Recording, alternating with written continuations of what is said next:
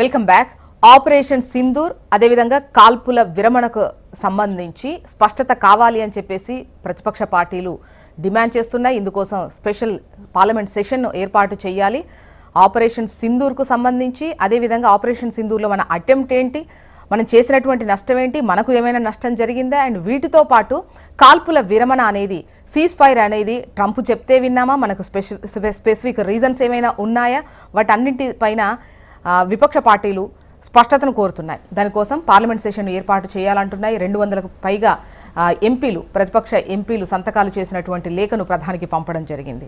మాట్లాడదాం, గెస్టులు సిద్ధంగా ఉన్నారు. బీజేపీ నుంచి ప్రస్తుతం స్టూడియోలో మనతో పాటు దిలీప్ ఆచారి గారు ఉన్నారు. వీరు బీజేపీ అధికార ప్రతినిధి. నమస్తే అండి, welcome to the debate. And Kiran Yadav గారు, వీరు కాంగ్రెస్ సీనియర్ నాయకులు.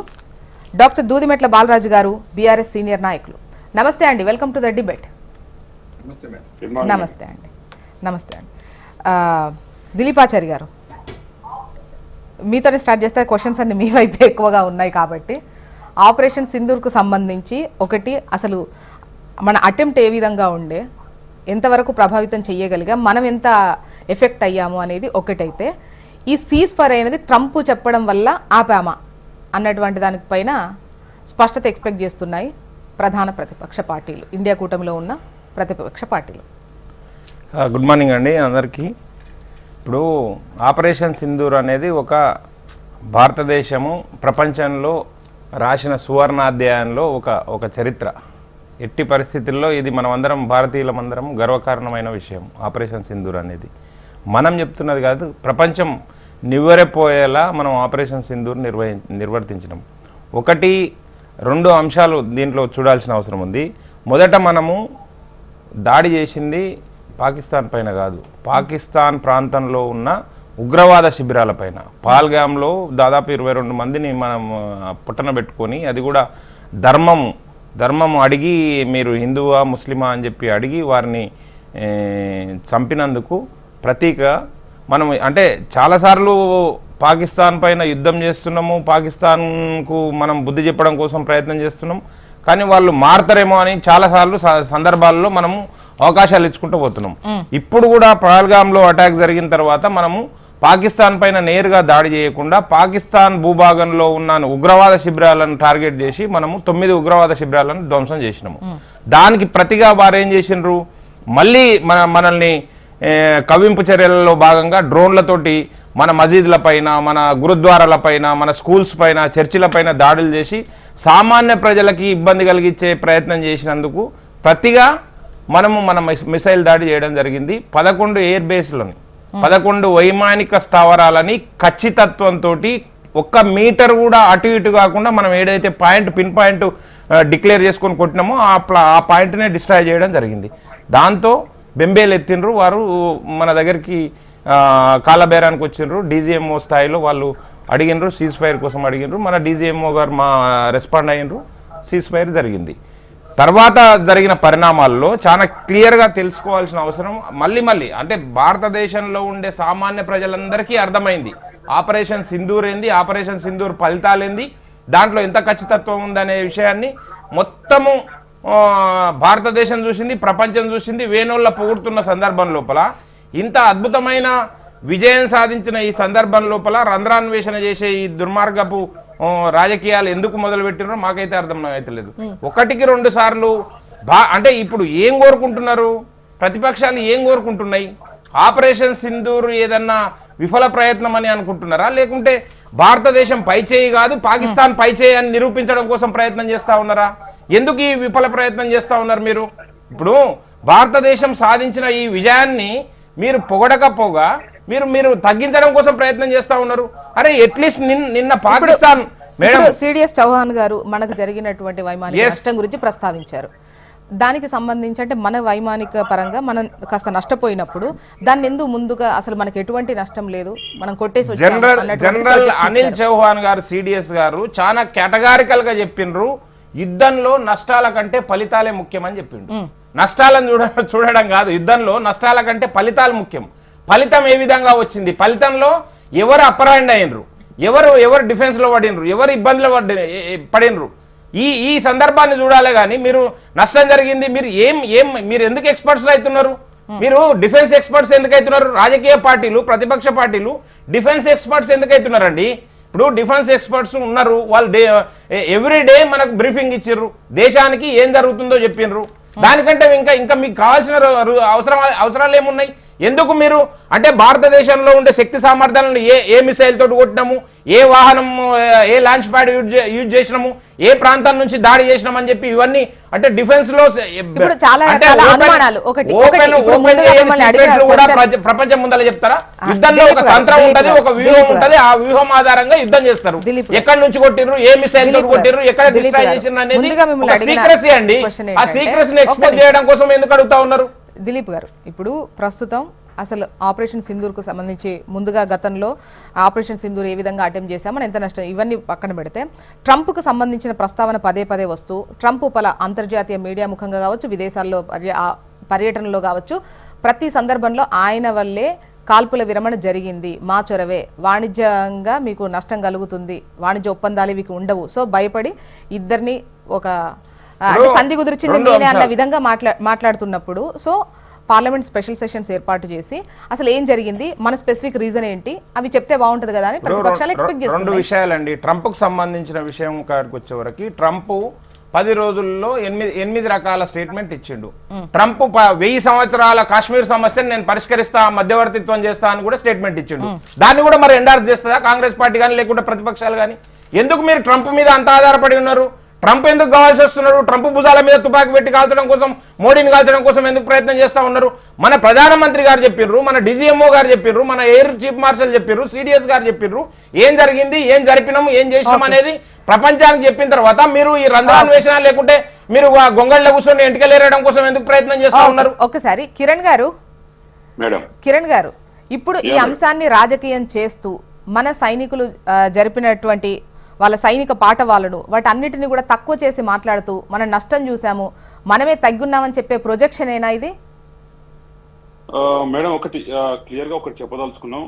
ఏదైతే సింధూర్ ఆపరేషన్ ఉందో, మన సైనిక చర్యలు ఏదైతే పాకిస్తాన్ భూభాగంలో చేసినో దానికి భారతదేశం అందరూ మద్దతుగా నిలిచారు, దాన్ని గర్వించదగ్గ విషయంగా చెప్పారు. ఈవెన్ మా కాంగ్రెస్ పార్టీ అధ్యక్షుడు కానీ, మా జాతీయ నాయకుడు రాహుల్ గాంధీ గారు కానీ అందరూ కూడా ప్రతి ఒక్కరు ఇలా గల్లీ నుంచి ఢిల్లీ వరకు ప్రతి ఒక్కరు దాన్ని హర్షించారు, గర్వించారు. కానీ మేము ఇలా బీజేపీ పార్టీ వాళ్ళని ఒకటే అడుగుతా ఉన్నాము, ఇలా భారతదేశ ప్రజలు కూడా తెలుసుకోవాలనుకుంటారు. మనం దాడి చేసినా కరెక్టే, అక్కడ మీరు ఏమైనా మీరు చెప్పారు అక్కడ ఇంతమంది చనిపోయారు, ఇట్లా అయిపోయింది అట్లా అయిపోయింది అని చెప్పారు, ఓకే, మనకేం నష్టం జరగలేదు, వాళ్ళకి ఎక్కువ నష్టం జరిగింది. కానీ మనం మన విమానాలు కోల్పోయినాం, ఎంతమంది ప్రాణాలు కోల్పోయినాం, మన భారతదేశంలో ఎంతమంది ప్రాణాలు కోల్పోయినాం, అక్కడ ఎంతమంది పోయారు, మన సైనికులు ఎంతమంది గాయపడరు, ఎంతమంది చనిపోయారు, మనకి ఎంత నష్టం వాటిల్లింది, దాని తర్వాత నష్టపోయిన వాటికి రాబోయే రోజుల్లో భవిష్యత్తులో ఏం చర్యలు తీసుకుంటా ఉన్నారు, సో ఎట్లా చేస్తా ఉన్నారు, ఇదంతా కూడా చెప్పాల్సిన అవసరం అనేది వారికి ప్రభుత్వం మీద, కేంద్ర ప్రభుత్వం మీద అయితే ఉన్నది.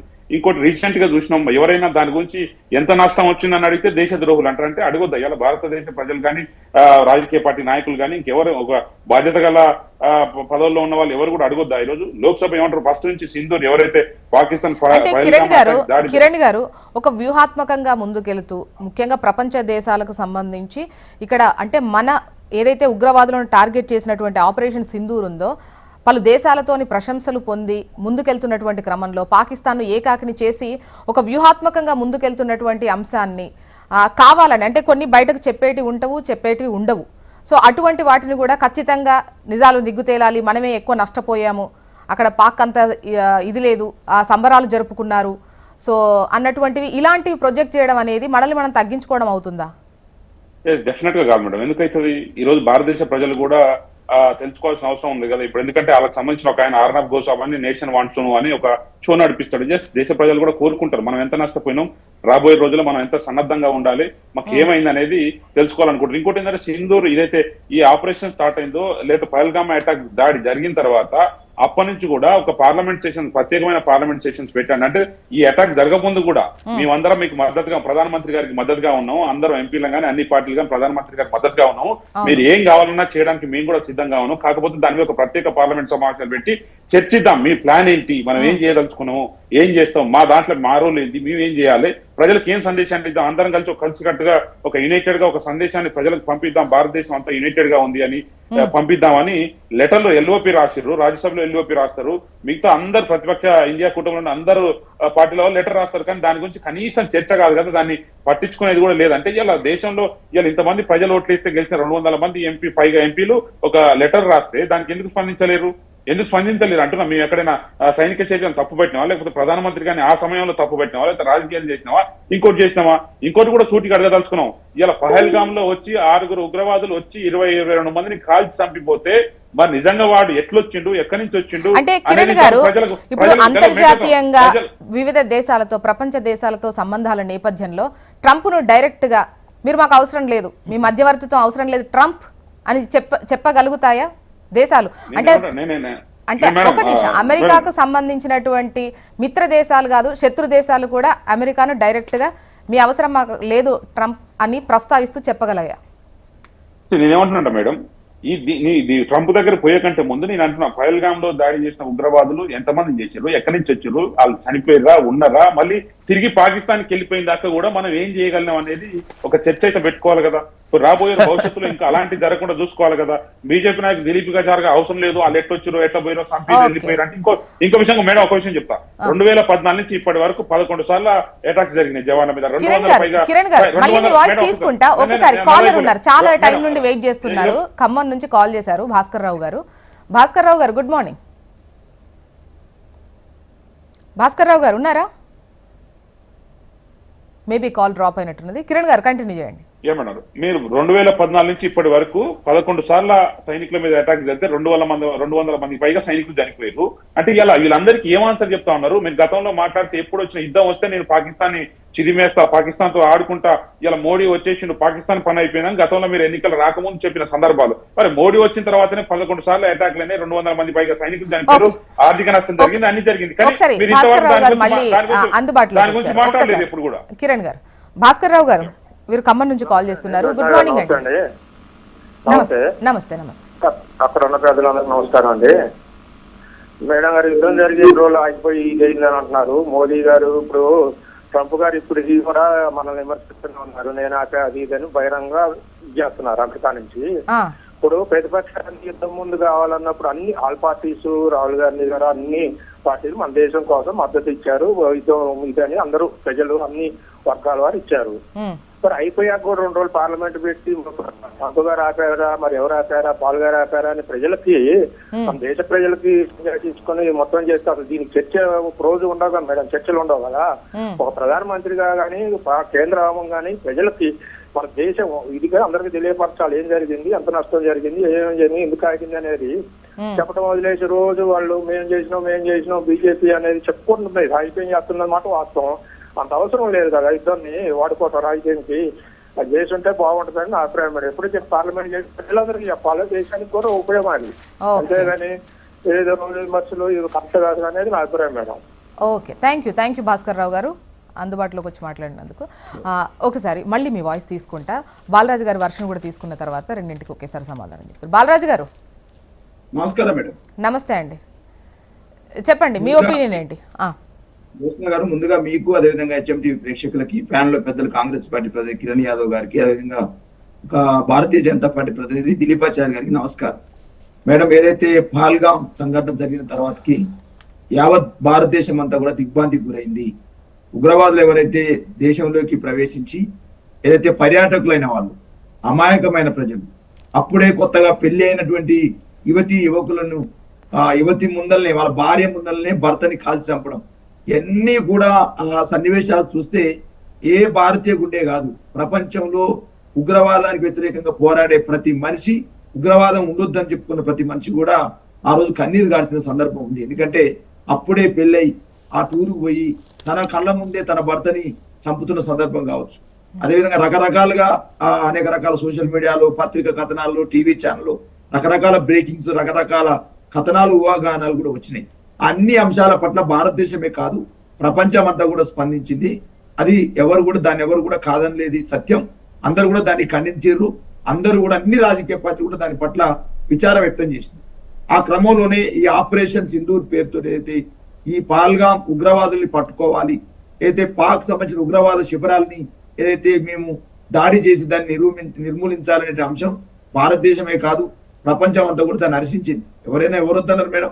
ఏదైతే ఉగ్రవాద శిబిరాల మీద కావచ్చు, ఉగ్రవాద బేస్ క్యాంప్స్ మీద కావచ్చు, ఉగ్రవాదాన్ని ఎవరైతే పెంచిపోయిస్తున్న దేశం ఏదైతే పాకిస్తాన్ మన పక్క ఉందో, ఏది ఎల్ఓసి ఎమ్మడి కావచ్చు, అయితే పిఓకి ఎమ్మడి కావచ్చు, అదే పాక్ కాశ్మీర్ ఎమ్మడి కావచ్చు, ఎల్ఓసి కావచ్చు, లైన్ ఆఫ్ బార్డర్ ఏదైతే అవుతుంది, ఈ అన్నిటి మీద దాడి చేయడానికి ఎవరు ఏ రాజకీయ పార్టీ కానీ భారతదేశంలో ఎవరు కూడా దీన్ని వ్యతిరేకించలేదు. కానీ అదే క్రమంలో ఏదైతే ఎప్పుడైతే ఆపరేషన్ సింధూర్ మొదలవుతున్నప్పుడు ప్రతిపక్ష పార్టీలను పిలిచి అఖిలపక్ష సమావేశాన్ని ఏర్పాటు చేసి ఈ విధంగా ఆపరేషన్ సింధూర్ ని మేము ఇంప్లిమెంట్ చేశామని చెప్పిన సందర్భంలో ఇవాళ 200 మంది ఎంపీలు, సుమారు 16 రాజకీయ పార్టీలు భారతదేశ వ్యాప్తంగా మరి ఆపరేషన్ సింధూర్ మీరు ముగించారు. అదేవిధంగా ఆపరేషన్ సింధూర్ ద్వారా వచ్చిన ఫలితాలు ఏంటి, ఆపరేషన్ సింధూర్ చేయడం ద్వారా ఈ దేశంలో ఉగ్రవాదులు ఎంతమందిని మీరు మట్టుబెట్టగలిగారు, ఎన్ని ఉగ్రవాద బేసిన్లు ఏదైతే ఉన్నో పాక్ ఆక్రమిత కాశ్మీర్ లో ఎన్ని ఉగ్రవాద బేసిన్లు మట్టుబెట్టారు, ఎంతమంది ఉగ్రవాదులను చంపారు. అదేవిధంగా ఈ మధ్య కాలం అనిల్ చౌహాన్ గారు ఏదైతే సిడిఎస్ సంబంధించినటువంటి ఇన్ఛార్జ్ గారు ఒక ప్రెస్ మీట్ పెట్టి ఒక అనవసరమైన ప్రకటన చేశారు. కొన్ని విమానాలు కూలినాయని, కొంత పౌర నష్టం జరిగిందని, అదే విధంగా మనం కూడా కొంత నష్టపోయినామని చెప్పడంతో ఇదంతా కూడా చర్చ మొదలైంది. కాబట్టి ఏ రాజకీయ పార్టీ అయినా కూడా మోదీ గారినే కాదు భారత కేంద్ర ప్రభుత్వాన్ని అడుగుతాను. మోదీ గారిది కాదు, మోదీ గారు ప్రధానమంత్రిగా ఉన్నారు, వారిని గౌరవించాల్సిందే. కాబట్టి కేంద్ర ప్రభుత్వాన్ని ప్రతిపక్ష పార్టీలు అడుగుతాను, తప్పే ఉంటది. ఒక సమావేశాన్ని అఖిలపక్షాన్ని ఏర్పాటు చేసి ఆపరేషన్ సింధూర్ ద్వారా వచ్చిన ఫలితాలు ఏంటి, ఆపరేషన్ సింధూర్ ద్వారా వచ్చిన కష్టాలేంటి అని ఒక భాగం. రెండో అంశం ఏంటి, అలా 200 మంది ఎంపీలు చిన్న సంఖ్య కాదు కదా, ప్రతిపక్ష పార్టీ 16 ప్రతిపక్షాలు ఆడుతున్నాయి కదా, దాన్ని కూడా మనం ఆమోదించాలి కదా. ఇంకో రెండో అంశం ఏదైతే మేడం, ఇవాళ పశ్చిమ బెంగాల్లో, బీహార్లో ఎలక్షన్ జరుగుతూ ఉంది. సంతోషం, మీరు అయోధ్య నిర్మాణం చేశారు, 370 ఆర్టికల్ ని ఎత్తివేశారు, కాశ్మీర్ సమస్యను పరిష్కరించారు. మోదీ పెద్ద ఎత్తున ఈ దేశంలో ప్రధానమంత్రి, అందరు గౌరవించాల్సింది. కానీ ఇలా మీ భారత రాష్ట్ర సమితిగా మీకు అడిగేది హెచ్ఎంటీ ద్వారా ఏంటంటే, మీరు కొన్ని ప్రశ్నలు ఉన్నాయి. ఏదైతే ఇలా మీరు ఏదైతే మిలిటరీ ఆపరేషన్స్ చూసేటువంటి ఎవరైతే జనరల్ ఆఫ్ మిలిటరీ ఆపరేషన్ చూసే వాళ్ళు ఎవరైతే director general of military operations, అటు పాకిస్తాన్ కానీ ఇటు భారతదేశం కానీ, ఈ 2 జీడిఎంలు ఎవరైతే ఉన్నారో, director general of military operation సంబంధించిన ఇద్దరు వ్యక్తులు ఎవరు ఉన్నారో, ఈ ప్రకటన రాకముందే ట్రంప్ ఏదైతే అమెరికా ఇవాళ స్వేచ్ఛా వాణిజ్యం పేరుతోటి, సుంకాల పేరుతోటి భారతదేశం మీద కావచ్చు, ఇతర ప్రపంచ దేశాల మీద సుంకాలు విధిస్తూ మా వాణిజ్యాన్ని ఒప్పుకుంటేనే మీతో ఒప్పందాలు ఉంటవి, మీ దిగుమతుల మీద మా ఎగుమతుల మీద సుంకాలు ఇట్లుండాలని నిర్ణయించేటువంటి ఏదైతే యుద్ధం పేరుతో చెప్పని 2-3 అంశాలు చెప్పని యుద్ధం పేరుతోటి ఇలా వాణిజ్యం చేస్తున్నటువంటి అమెరికా విధానం కావచ్చు, యుద్ధం ఆపినమని చెప్పేసి ట్రంప్ చేసినటువంటి ప్రకటన కావచ్చు, ఇలా బెంగాల్ మరియు బీహార్ లో ఆపరేషన్ పేరుతో సింధూరం పంచడం ఏదైతే ఉందో మేడం, మేడం భారతదేశంలో మోదీ గారు కంటే గొప్ప ఎవరు మేడం, యుద్ధం చేసిన రోజులు కాదన్నారు మేడం. ఇలా పాకిస్తాన్ శిబిరాలు కూల్చిందని ఎవరు వ్యతిరేకించారు మేడం. కానీ ఓట్ల కోసం ఈ సింధూరం పోయి పంచడం అనేది ఇది మంచి పద్ధతి కాదు.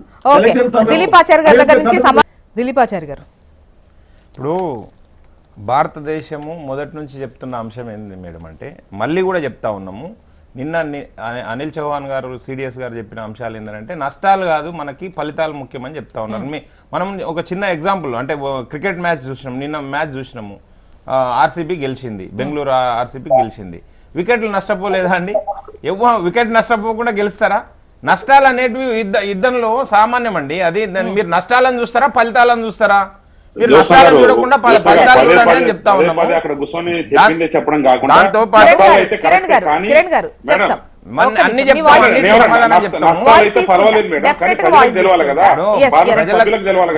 ప్రజలకు తెలియాల్సిన కిరణ్ గారు మీరు అడిగేది నేను చెప్తాను. మీరు ఏదైతే వికెట్స్ అన్నారో, వికెట్స్ పోయిన విషయం మనకు తెలుసు కదా, బట్ వికెట్స్ పోయినాయి అన్నది దాచారనేది వాళ్ళు అడిగే క్వశ్చన్ కాదు మేడం. ఏవి దాచలేదు, మనం ఎక్కడ ఏవి దాచలేదు. ఎందుకు దాస్తారు? కొన్ని మనం డిఫెన్స్ ఎక్స్పర్ట్, నేను ముందు అదే చెప్పినట్టు, మనం డిఫెన్స్ ఎక్స్పర్ట్స్ కావాల్సిన అవసరం లేదండి. డిఫెన్స్ ఎక్స్పర్ట్స్, డిఫెన్స్ ఆఫీసర్స్ చెప్తా ఉన్నారు కదా, వచ్చి వాళ్ళే చెప్తా ఉన్నారు ఏం జరిగింది, ఏం చేసి. అరే మనం 11 ఎయిర్ బేస్ల మీద దాడి చేసినామంటే వాళ్ళు ఇంకొక 8 కలిపి 19 ప్లేస్ల 1000 కిలోమీటర్ల లోపలికి వచ్చి దాడి చేసిందని చెప్పి పాకిస్తాన్ డిక్లేర్ చేసిందండి నిన్న. అదే ఆశ్చర్యపోతా ఉన్నారు, రక్షణ రంగ నిపుణులే ఆశ్చర్యపోతున్నారు. మనం 11 స్థావరాల పైన దాడి చేసినామనంటే వాళ్ళు ఇంకొక 8 ప్లేసెస్ ని యాడ్ చేసి చూపిస్తా ఉన్నారు. 700 కిలోమీటర్లు 1000 కిలోమీటర్ల దూరంలో వచ్చి దాడి చేసిందని చెప్తా ఉన్నారు పాకిస్తాన్ భూభాగంలో. కనుక మేము ఏమంటున్నామంటే మీరు ఇంకొక రెండవ అంశం అండి, భారతదేశము నరేంద్ర మోడీ గారు ప్రధానమంత్రిగా స్పష్టమైన ప్రకటన చేసిర్రు, ఇది ఆపరేషన్ సింధూరు విరామం మాత్రమే, ఆపలేదు, ఇది కంటిన్యూ ప్రాసెస్ అని చెప్పారు. మీరు ఏదైతే టెర్రరిస్ట్ యాక్ట్ ఏదైతే చేస్తారో దాన్ని యాక్ట్ ఆఫ్ వార్ గానే మేము పరిగణిస్తామని చెప్పారు. దానికి డీజీఎంఓల సదస్సు తర్వాత సీజ్ ఫైర్ ప్రస్తుతానికైతే సీజ్ ఫైర్ నడుస్తోంది, కాల్పుల విరమణ అయితే జరిగింది కదా. అయితే ఒక్క నిమిషం, అయితే దీనికన్నా ముందు ఆపరేషన్ సింధూర్ కన్నా ముందు అఖిలపక్షం ఏర్పాటు చేశారు, అందరూ మీకు సపోర్ట్ చేశారు, దేశం మొత్తం కేంద్ర ప్రభుత్వం వెన్నంటే ఉంది, ప్రధాని వెన్నంటే ఉన్నారు.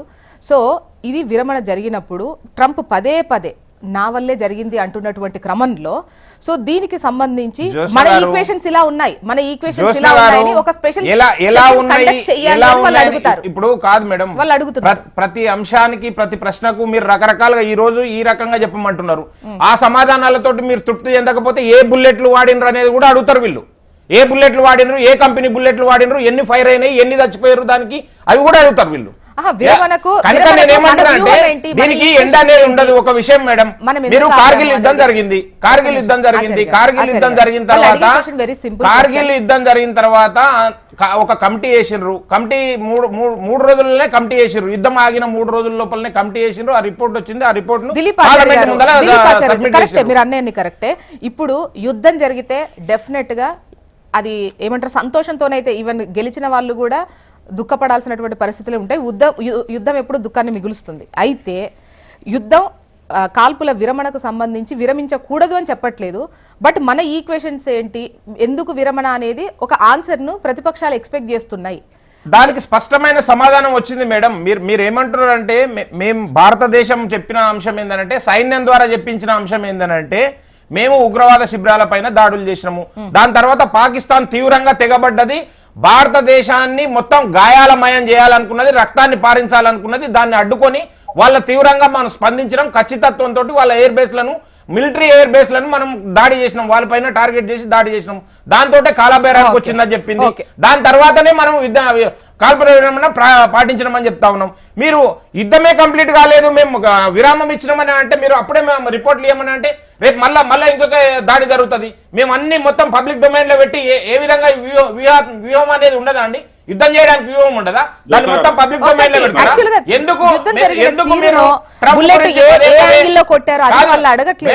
నేనేమంటున్నారు, పాకిస్తాన్ లో ఎవరు అడుగుతున్నారు మేడం? పాకిస్తాన్ స్టేట్మెంట్లు చూసిర్రా? పాకిస్తాన్ స్టేట్మెంట్లు భారతదేశంలో ఉన్న కాంగ్రెస్ నాయకులను వీళ్ళ స్టేట్మెంట్లను కోట్ చేసుకుంటూ మాట్లాడుతూ ఉన్నారు. భారతదేశం కాలర్ ఉన్నారు, పబ్లిక్ కాల్. కృష్ణ గారు మహబూబ్ నగర్ నుంచి కాల్ చేస్తున్నారు. వీరు గుడ్ మార్నింగ్ అండి కృష్ణ గారు. Good morning madam. Good morning, మాట్లాడండి మేడం. ఒక విషయము, ఇంతకు ముందు కూడా కాంగ్రెస్ గవర్నమెంట్ ఉన్నప్పుడు కూడా ఉగ్రదాడులు జరిగినాయి కదా మేడం. హలో, జరిగాయి చెప్పండి. బాంబేలో 200 మంది చనిపోయారు కదా మేడం. అప్పుడు ఒక్క దాడి అయినా పాకిస్తాన్ మీద చేశారా మేడం? మన కాంగ్రెస్ లీడర్స్ అప్పుడు ఉన్నారు కదా, చేయలేదు కదా మేడం. ఇప్పుడు ఏం జరుగుతుంది అంటే, అమెరికాకి అమ్ముడపోయిన వాళ్ళు అమెరికా మాట మాట్లాడతారు, చైనాకి అమ్ముడపోయిన వాళ్ళు చైనా మాట మాట్లాడుతున్నారు. ఇక్కడ మన ఒక సోల్జర్స్ ని, మన ఒక ఆర్మీ వాళ్ళని అవమానపరుస్తున్నారు. అంటే వీళ్ళు చేతగాని వాళ్ళు, వీళ్ళ ఫ్లైట్స్ కింద పడిపోయినాయి, మన వాళ్ళు ఇంతమంది చచ్చిపోయినరు అని మనం లెక్కలు చెప్పుకోవాలా మేడం శత్రువులకి? కిరణ్ యాదవ్ గారు సమాధానం చెప్తారు.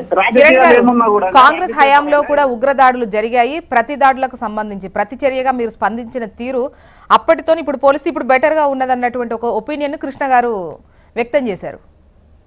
ఒకటి, కృష్ణ గారికి ఐడియా ఉందో లేదో మరి, ఎప్పుడు ముంబైలో ఉగ్రదాడి జరిగి 200 మంది పైగా చనిపోయారు అనేది మరి ఆయన క్లారిటీ ఇవ్వాలి. ఇప్పుడు ఎందుకయ్యా బాబు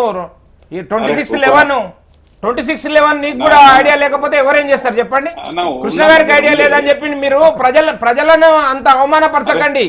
మీరు ప్రజలను ఇంత అవమానపరిచినందుకే ఈ విధంగా ఉంది మీ దుస్థితి. కాదు, ముంబై దాడుల గురించి కూడా ఐడియా లేదని చెప్తే ఏమైనా మాట్లాడతామా మనము? కిరణ్ గారు, ఒక్కటే రోజు 200 పైచిలకు మంది చచ్చిపోయారు. ఒక్కటే రోజు కసపట్టుడు అయింది అప్పుడే. కిరణ్ గారు, కిరణ్ గారు సెన్స్ లేకుండా మాట్లాడతారు. పోనీ చెప్పండి, కాంగ్రెస్ కిరణ్ హయాంలో గారు, ఇటువంటి మీ సమాధానం అసహనం ఎప్పుడు మీ పా- అసహనం ఒక్క దేన్ని నిమిషం, దిలీప్ సూచిస్తుంది ఆచార్య అంటే గారు. మీ అవివేకాన్ని సూచిస్తుంది, మీ ఒక్క అజ్ఞానాన్ని నిమిషం. దిలీప్ ఆచార్య గారు, మీ దిలీప్ ఆచార్య గారు ఆవేశము ఒక్క మీ నిమిషం అజ్ఞానాన్ని మాట్లాడండి. సూచిస్తుంది.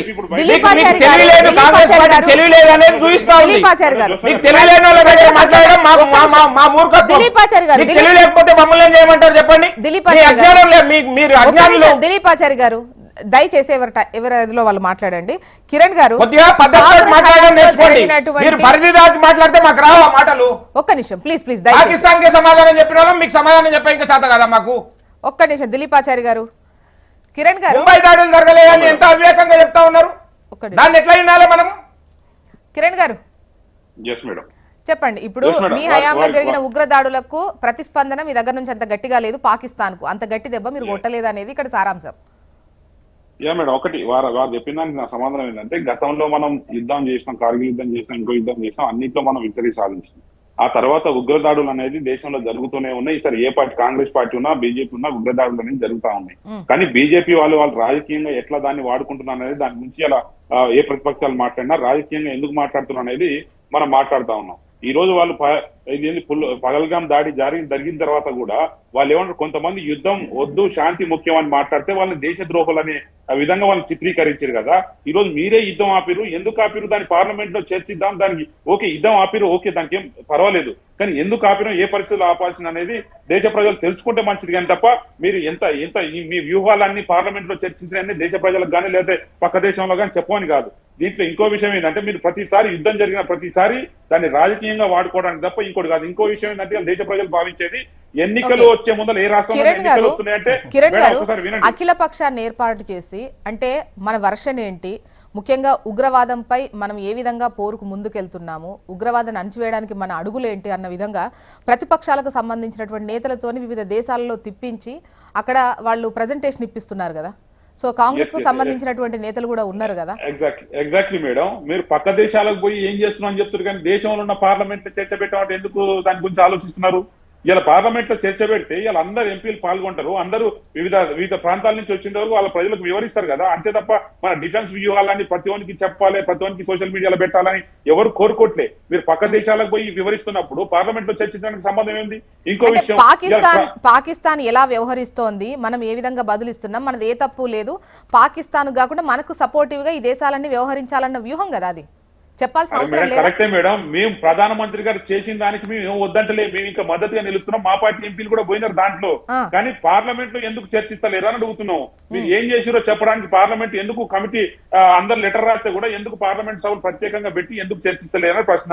ఇంకోటి ఇలా ఆయన ఎవరు చౌహాన్ గారు చెప్పినట్టు మనకు కూడా నష్టం జరిగింది, దాని గురించి నష్టం జరిగిందని చెప్పింది కాబట్టి దాని గురించి మాట్లాడమంటున్నాం అంతే తప్ప, ఒకవేళ మాట్లాడితే దేశ ద్రోహులు అంటారు. ఇదే విధంగా కాకుండా ట్రంప్ గారు భారతదేశ ప్రధాని కంటే ముందు ఆయనే నేను చర్చలు ఆపేసిన ఆయన చెప్తారంటే, ఇలా మనం కూడా అమెరికా వేరే దేశంతో చర్చలు చేస్తున్నప్పుడు లేదా యుద్ధం చేస్తున్నప్పుడు ఇలా మోడీ గారు పోయి యుద్ధం ఆపేసినాం, యుద్ధం గురించి ఇక మాట్లాడాల్సిన అవసరం లేదు, ఫైర్ సీజ్ అయిందని మోడీ గారు చెప్తే మరి అమెరికా వాళ్ళు యాక్సెప్ట్ చేస్తారా? ఇవాళ ఒకవేళ ఫైర్ సీజ్ అయిందంటే ఇక ట్రంప్ గారు నిజంగా ఏ దేశమైనా యుద్ధం జరుగుతున్నప్పుడు శాంతి చర్చలు జరగడానికి మధ్యవర్తిగా ఉండి సాయం చేయొచ్చు, దాంట్లో తప్పేం లేదు. కానీ మన దేశం కంటే ముందే ఆయనే డిసిషన్ తీసుకొని ఆయనే చేస్తా ఉంటే ఇంకా మరి 56 ఇంచుల ఛాతీ ఉన్న మన మోడీ ప్రధానమంత్రి ఎందుకు, వీళ్ళందరికీ ఓట్ చేయడం ఎందుకు, ఇక్కడ కూర్చున్న బీజేపీ ప్రతినిధి ఇక్కడ ఆర్సీ గోల చేయడం ఎందుకు? ఏదైనా భారతదేశం. బాలరాజు గారి వర్షన్ తీసుకుందాం, ఫైనల్ గా మీ వాయిస్ తీసుకుంటా ప్లీజ్. బాలరాజు గారు. ఇప్పుడు జ్యోత్స్న గారు, ఇప్పుడు భారతదేశము పహల్గాం దాడి ఎప్పుడైతే ఏప్రిల్ 22వ తారీఖు రోజు జరిగిందో, ఏప్రిల్ 22వ తారీఖు జరిగిన తర్వాత 26 మంది చనిపోయారు. ఆ చనిపోయిన ఏప్రిల్ 26వ తారీఖు జరిగిపోయిన దాంట్లో 26 మంది చనిపోయారు. చనిపోయిన తర్వాతకి మే 7వ తారీఖు రోజు మనము అటాక్ చేశాం. మే 7వ తారీఖు అటాక్ చేస్తే మే 10వ తారీఖు రోజు మళ్ళీ వాళ్ళు కూడా మే 7 తర్వాత వాళ్ళు కూడా పాకిస్తాన్ వాళ్ళు మన మీద డ్రోన్ల దాడి చేస్తే మళ్ళీ మే 10కి మనం దాడి చేశాం. ఆ క్రమంలో అఖిలపక్ష సమావేశాన్ని ఏర్పాటు చేశారు, అన్ని అంశాలను చర్చించారు, యుద్ధం సంబంధించి చేశారు. ఆపరేషన్ సింధూర్ మీద భారతదేశంలో ప్రజలకు కానీ ప్రపంచవ్యాప్తంగా ఉగ్రవాద వ్యతిరేక శిబిరాలని వ్యతిరేక చర్యలు వ్యతిరేకిస్తున్న ఎవరికి కూడా దీని మీద భేదం లేదు మేడం. కానీ ఈ రోజు జరుగుతుంది ఏంటంటే, బెంగాల్ ఎలక్షన్ లో, బీహార్ ఎలక్షన్ లో భారతీయ జనతా పార్టీ వ్యవహరిస్తున్న తీరు మీద ఆక్షేపణ చేస్తా ఉన్నారు మేడం. ఓమికా సింగ్, కురేసి వాళ్ళిద్దరు మహిళలు ప్రెస్ కాన్ఫరెన్స్ చేస్తే భారతదేశం ఏడ్చింది మేడం. అరే మహిళా ఇద్దరు ఇంత యోధులు ఎంత గొప్పగా వివరిస్తున్నారు, ఎంత గొప్పగా ఉన్నదని. భారతదేశ సైన్యాన్ని ఎవరు సమర్థిస్తారు మేడం? భారతదేశ సైన్య విషయంలో మాకు చాలా గొప్పతనమే ఉంది. కేంద్రం ప్రభుత్వం మోదీ గారు చేసిన చర్య పట్ల మాకు గొప్పతనమే ఉంది. అదేవిధంగా పాకిస్తాన్ ని నిర్వహించే సమయంలో ఏదైతే ఉగ్రవాద శిబిరాన్ని దాడి చేసిన దాని మీద మేము గర్వపడతా ఉన్నాం. కానీ ఇవాళ దేశము ఏదైతే ఇవాళ యుద్ధాన్ని ఆపిందని చెప్తుందో, ఇవాళ మనం సీజ్ ఫైర్ చేశాము. ఆ సీజ్ ఫైర్ చేసే క్రమంలోనే ఒకవైపు రెండు దేశాలు ప్రకటన వెలువడక ముందే ఏదైతే ట్రంప్ ప్రకటన వెలువడం, ట్రంప్ సంబంధించిన వాళ్ళు ప్రకటన చేయడం అనేది ఇలా ఆక్షేపణ ఉంది. దాని మీద అదే క్రమంలో ఇలా అనిల్ చౌహాన్ ఏదైతే ఒక పత్రికకి ఇచ్చే ఇంటర్వ్యూలో సింగపూర్ పోయినప్పుడు వారు పత్రికకి ఇంటర్వ్యూ ఇచ్చారు. ఆ పత్రిక ఇంటర్వ్యూలో కొన్ని సందేహాలు. బాలరాజు గారు, అమెరికాకు సంబంధించి మనం స్నేహం కోరుకుంటున్నామా, లేదంటే అమెరికాకు వ్యతిరేకంగా వెళ్దామని అనుకుంటున్నామా? ఎందుకంటే ఈ ఈక్వేషన్ జరిగినప్పుడు అమెరికా ఇటు ఉంది అటు ఉంది, ఈవెన్ పాకిస్తాన్కు సంబంధించి నిధుల సపోర్ట్ చేసింది. రేపు ఆయుధాలు కూడా సపోర్ట్ చేస్తే రష్యా యుక్రెయిన్ యుద్ధం ఇంతవరకు ఆగలే, మనది ఆగే పరిస్థితి ఉంది. చూస్తే పాకిస్తాన్ మనకు దానికి కోల్పోయేది ఏముంటుంది? పాకిస్తాన్కు సంబంధించి ఎంత కోల్పోతుంది ఒకవేళ యుద్ధం జరిగితే? బట్ మనం కోల్పోవడానికి చాలా ఉంది కదా మేడం. కొన్ని రక్షణ చర్యల్ని దేశం గాని రక్షణ వ్యవస్థ గాని బయట పెట్టదు, దాన్ని ఎవరు కూడా కోరుకోవద్దు మేడం. ఎందుకంటే రక్షణ చర్యలు అనేవి ఇంటర్నల్ గానే ఉంటవి. వ్యూహాత్మక యుద్ధం ఆపిరని అంటాం. యుద్ధం ఆపితే దాని వ్యూహాత్మలో భాగంగానే ఆపొచ్చు, దాని రక్షణ శాఖను ఎవరు తప్పట్టట్లేదు. కానీ ఇంటర్నల్ గానైనా ఈ దేశంలో ఉన్నటువంటి పొలిటికల్ పార్టీస్ రెస్పాన్సిబిలిటీ అన్ని పార్టీలకు, సో ప్రతిపక్షాలకు అసలు ఏంటి మన వ్యూ ఎందుకు ఆపాము ఆ ఈక్వేషన్స్ చెప్పాల్సింది అంటారు. దిలీప్ గారు, ఫైనల్ మీ వాయిస్ తోనే నేను కన్క్లూడ్ చేస్తాను.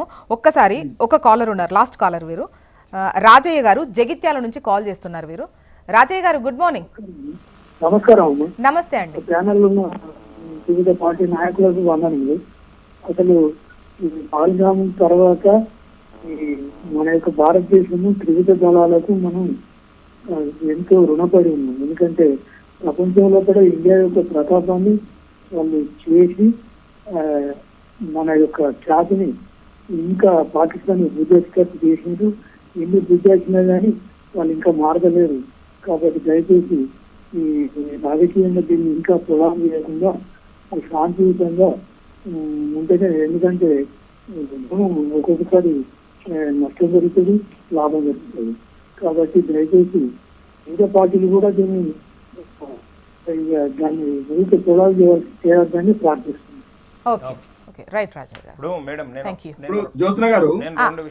మీరు పాయింట్ కన్క్లూడింగ్ వచ్చేయండి. దిలీప్ గారు పూర్తిగా మాట్లాడదురు. ఒక్క నిమిషం. ఇప్పుడు జ్యోత్స్న గారు, ఇప్పుడు దిలీపాచారి గారు చెప్పినటువంటి అంశాన్ని గాని, భారతదేశ డిఫెన్స్ సిస్టమ్ చెప్పినటువంటి అంశాన్ని గాని, రక్షణ శాఖ చెప్పింది గాని, మోదీ ప్రధానమంత్రి గారు కేంద్ర ప్రభుత్వం చెప్పింది గాని, ఎవ్వరు కూడా ఏ ప్రతిపక్ష పార్టీ గాని భారతదేశంలో ఏ పౌరుడు గాని వ్యతిరేకించట్లేరు. ఇలా కాలర్స్ ఏదైతే ఈ భారతదేశానికి ఎట్లయితే ఈ ఆర్మీ వ్యవస్థకు రక్షణ శాఖ ఎట్లయితే సపోర్ట్ చేసిరో, అన్ని పార్టీలు దేశ ప్రజలు అందరూ కూడా ఏకతాటిపై ఉన్నారు, దాంట్లో డౌట్ లేదు. సపోర్టివ్ గానే ఉంటారు ముందు ఏ స్టెప్ తీసుకున్నా. బట్ దానికి సంబంధించి ప్రతిపక్ష పార్టీలు వివరణ అడుగుతున్నాయి, అంతేగా? ఒక్కసారి బాలరాజు గారు, దిలీపాచారి గారు మాట్లాడతారు. ప్లీజ్ మళ్ళీ తీసుకుంటా లాస్ట్ 1 minute లో తీసుకుంటా. ప్లీజ్ నేను 2 విషయాలు చెప్తాను. చెప్పండి. ఇప్పుడు బాంబే దాడులు జరగలేదు అని చెప్పి కాంగ్రెస్ మిత్రుడు అడిగింది కదా. 2008 మంచి మర్యాద మాట్లాడడానికి నేర్చుకో మిత్రమా. మీరు నాకు మిత్రుడు కాబట్టి ఇంకా నీ మీద గౌరవంతో నేను మర్యాదగా మాట్లాడుతా ఉన్నాను. మీరు మర్యాద అనేది నేర్చుకోండి. మీరు మర్యాద తప్పితే మీకు ఒక్క మాట కూడా మాట్లాడడానికి అవకాశం ఉండదు. మర్యాదతో మాట్లాడితే మీరు ఎంతసేపు అన్నా మాట్లాడి వినడానికి సిద్ధంగా ఉన్నారు. 2008 26/11 రోజు 10 మంది జిహాదీలు వచ్చిర్రు. 3 రోజులైంది వాళ్ళని మట్టు పెట్టడం కోసం.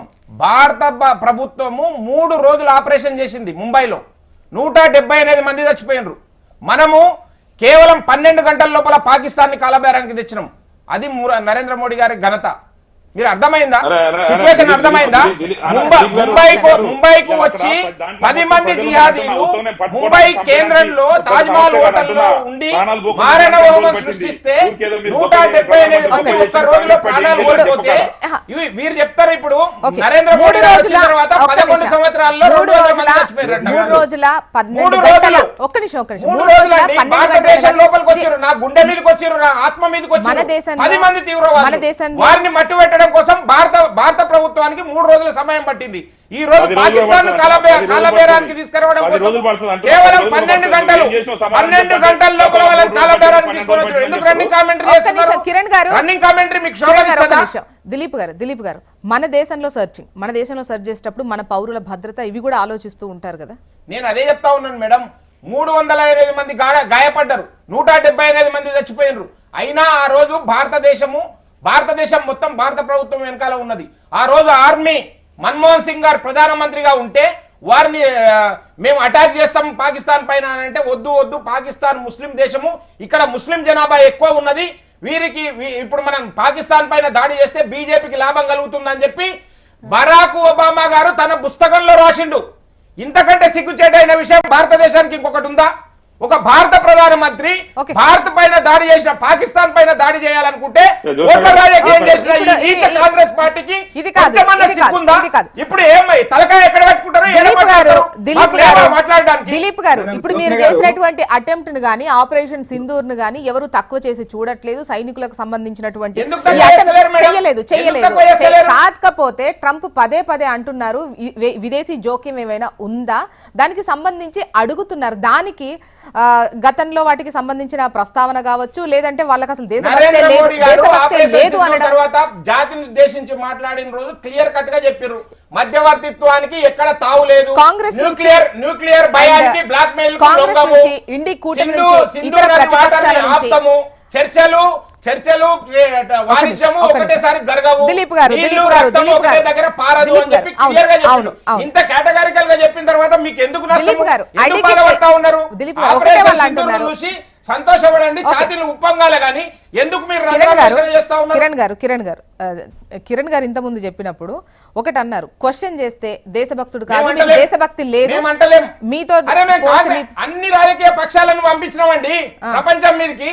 70 దేశాలు తిరిగి వస్తా ఉన్నారు, 35 దేశాలు తిరిగి వస్తా ఉన్నారు.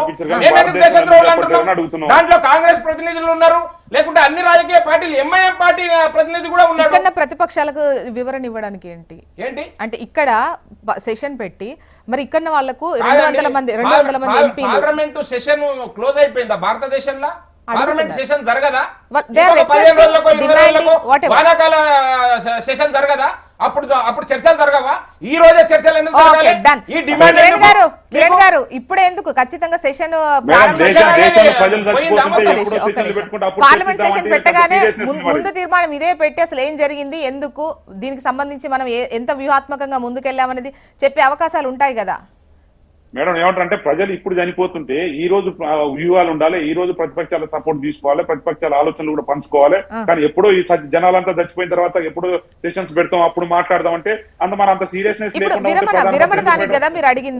విరమణ ఉన్నా కూడా విరమణ ఉంటే రేపు జరగదని ఏమైనా గ్యారెంటీ ఉందా మేడం? విరమణ ఈ రోజుకు ఉంది కానీ రేపు జరగదని ఏమైనా గ్యారెంటీ ఉందా అంటున్నా. ఇలా పార్లమెంట్ లో ఎంపీలందరూ వివిధ ప్రాంతాల నుంచి వాళ్ళ పరిస్థితులు కూడా చెప్పండి. ఏప్రిల్ 22వ తారీఖు జరిగిన సంఘటనకి, మే 7వ తారీఖు రోజు జరిగిన దాడికి, తదనంతరం జరిగిన పరిణామాలకి మీరు అఖిలపక్షం ఏర్పాటు చేశారు, యుద్ధం చేశారు. తదనంతరం జరిగే పరిణామాల పట్ల అఖిలపక్షాన్ని ఏర్పాటు చేసి అంతర్గతంగానే ఉంచండి. రక్షణ శాఖకు సంబంధించిన అంశాన్ని బయట పెట్టాల్సిన అవసరం లేదు. దేశ ప్రజలకు, ప్రతిపక్ష పార్టీలకు చెప్తే దేశ ప్రజలకు చెప్పినట్టే. ఇది కాంగ్రెస్ వ్యవహారము, భారతీయ జనతా పార్టీ ఇద్దరు వ్యవహారం కాదు. ఇది దేశ సంబంధించిన భద్రత వ్యవహారము. ట్రంప్ ఇటు 2-3 ప్రశ్నలు వస్తున్నాయి మేడం. పాకిస్తాన్ వైమానిక స్థావరాల పైన మనం సైన్యం కూల్చేసి యుద్ధంలో పైచేయి సాధించినాం అన్నారు. అలాంటప్పుడు కాల్పుల విరమణ ఎందుకు అంగీకరించారు? First point. భారత్ పాక్ మధ్య కాల్పుల విరమణకు తానే మధ్యవర్తి వహించారని ట్రంప్ ఇప్పటికే చాలా సార్లు ప్రకటించారు. ఇది నిజమేనా? అది కూడా చెప్పండి. వాణిజ్యం నిలిపేస్తామంటూ బెదిరిస్తేనే కాల్పుల విరమణ భారత్ ఒప్పుకుందని ట్రంప్ చెప్పారు. ఇది చెప్పండి. ఎన్ని చెప్పకుండా మీరు అండ్ ఫైనల్ గా రిపీటెడ్ గా ఒకటే వస్తోంది ఏంటి అంటే, కాల్పులకు సంబంధించి ఆపరేషన్ కు సంబంధించి అఖిలపక్షం అవసరం కానీ విరమణకు అవసరం లేదా అనేది క్వశ్చన్. విరమణకు అవసరం ఉంటుందా లేదా అనేది అది డీజీఎంఓల స్థాయిలో లేకుంటే రక్షణ డిఫెన్స్ ఎక్స్పర్ట్స్ స్థాయిలో జరుగుతుంది. కానీ పార్టీలను సంప్రదించి యుద్ధం ఆపాలనా లేకుంటే ఆపుద్దా అనేది ఉండదండి. యుద్ధం చేస్తామని అఖిలపక్షం మీటింగ్ ఉండదా? ఇప్పుడు యుద్ధం చేస్తామని చెప్పి అఖిలపక్షం సమావేశం జరపలేదండి. పహల్గామ్ ఘటన తర్వాత మనం ఏం చేయాలి అనుకుంటే ఏదన్నా చేయండి, మీరు ఏం చేసినా మేము సిద్ధంగా ఉన్నాం, భారత ప్రభుత్వానికి అండగా ఉంటామని చెప్పి అఖిలపక్షాలన్నీ చెప్పినాయి. ఏం చేసినా అంటే యుద్ధం చేసినా యుద్ధం ఆపినా, యుద్ధం చేయడానికి పర్మిషన్ ఇచ్చిన యుద్ధం ఆపడానికి అని చెప్పి చెప్పలేదు, కండిషన్ సప్లై అని చెప్పలేదండి. భారత ప్రభుత్వం ఏ నిర్ణయం తీసుకున్నా దానికి దిలీప్ గారు మీరు చాలా గట్టిగా మాట్లాడుతున్నారు. దిలీప్ గారు ఎవరి వాయిస్ అన్ని వినిపించట్లేదు. ప్లీజ్ మీ పార్టీ లెటర్ రాయలేదు, మీ పార్టీ తరఫున కూడా లెటర్ బాలరాజు గారు ఒక్క నిమిషం. మీరు మీ పార్టీ తరఫున ఒకళ్ళతో ఉంచుకొని 16 పార్టీలో నీ పార్టీ ఉందా? రాపి కేసీఆర్ గారితో లెటర్. దిలీప్ గారు పార్టీ లెటర్ రాయలేదు, బాలరాజు గారు అయిపోయింది. దిలీప్ గారు అండ్ ఫైనల్ గా ఫుల్ అండ్ ఫైనల్ గా ఒకప్పటి లాంటి యుద్ధాలు కాదు, 1-to-1 అటాక్ చేసుకునేటువంటి యుద్ధాలు కాదు, రకరకాల యుద్ధాలు. అంటే ఇప్పుడున్న ప్రస్తుత పరిస్థితుల్లో యుద్ధం చూస్తే ఆయుధాలతో చేసేదే కాకుండా వాణిజ్యపరమైన యుద్ధం. ఒక 2 నెలల క్రితం మనం చూసాం, ట్రంప్ వచ్చిన తర్వాత సిచ్యువేషన్స్ సుంకాలతోని యుద్ధం మొదలు పెట్టారు. అయితే ఈ క్రమంలో ఈ వాణిజ్య వాటికి సంబంధించి మళ్ళీ ట్రంప్ ప్రస్తావించారు, ఎగుమతుల ఎఫెక్ట్ పడుతుందేమని అన్నటువంటి భయమా, లేకపోతే రకరకాల ఈక్వేషన్స్ స్పందించండి మేడం ప్రధానమంత్రి గారు. Okay. ట్రేడ్ అండ్ టాక్స్ అంటే వాణిజ్యము చర్చలు ఒక దగ్గర జరగవు, నీళ్లు రక్తం ఒక దగ్గర పారదు, అదేంది న్యూక్లియర్ బ్లాక్ మెయిలింగ్ కి చూద్దామండి. విపక్ష పార్టీలు అయితే రిక్వెస్ట్ చేస్తున్నాయి, డిమాండ్ చేస్తున్నాయి, ఖచ్చితంగా స్పెషల్ సెషన్ ఏర్పాటు చేయండి, పార్లమెంట్ సెషన్, దాని గురించి మాట్లాడండి, ప్రస్తావించండి, చర్చించండి అని అడుగుతున్నాయి. చూద్దాం ఏం జరుగుతుందో. నిన్నటిదే కాబట్టి లేక ఎప్పుడు ఏమైనా నిర్ణయం తీసుకుంటారో ఆ అప్డేట్ పైన మనం మళ్ళీ మాట్లాడుకుందాం. థ్యాంక్ యూ సో మచ్ అండి డిస్కషన్లో పాల్గొన్నందుకు. దిలీపాచారి గారు, బాలరాజు గారు, కిరణ్ యాదవ్ గారు, థ్యాంక్ యూ అండి. ఇది వాళ్ళ న్యూస్ అనాలిసిస్. చూస్తూనే ఉండండి హెచ్ఎం టీవీ. వార్త ఆగదు, నిజం తాగదు.